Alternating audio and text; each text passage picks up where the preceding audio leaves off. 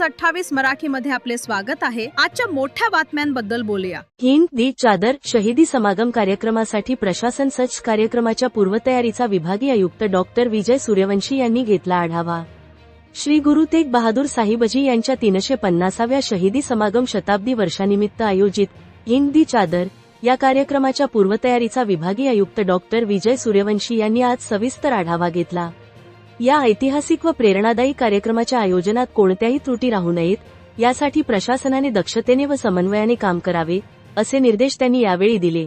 आढावा बैठकीत कार्यक्रमाची एकूण रूपरेषा, जनजागृती, प्रभात फेऱ्या, विद्यार्थी व युवकांचा सहभाग, मुख्य सोहळ्याचे नियोजन तसेच कायदा, सुव्यवस्था, वाहतूक, सुरक्षा, स्वच्छता व आरोग्य सुविधांबाबत सविस्तर चर्चा झाली।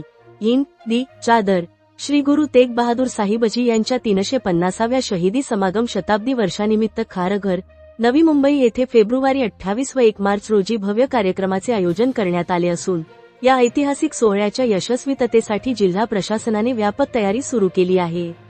कार्यक्रमाच्या सुयोग्य नियोजनासाठी शासकीय अधिकारी, गुरुद्वारा प्रशासन तसेच विविध समाजघटकांच्या सहभागातून तब्बल 25 समित्यांची स्थापना करण्यात आली आहे।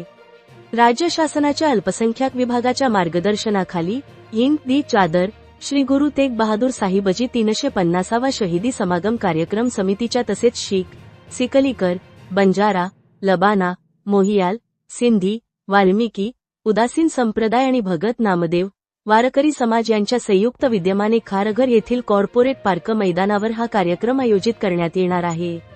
या कार्यक्रमासाठी नवी मुंबईसह मुंबई, पालघर, ठाणे, रायगड, रत्नागिरी आणि सिंधुदुर्ग जिल्ह्यासह राज्यभरातून तसेच परदेशातूनही मोठ्या संख्येने भाविक उपस्थित राहण्याची शक्यता आहे।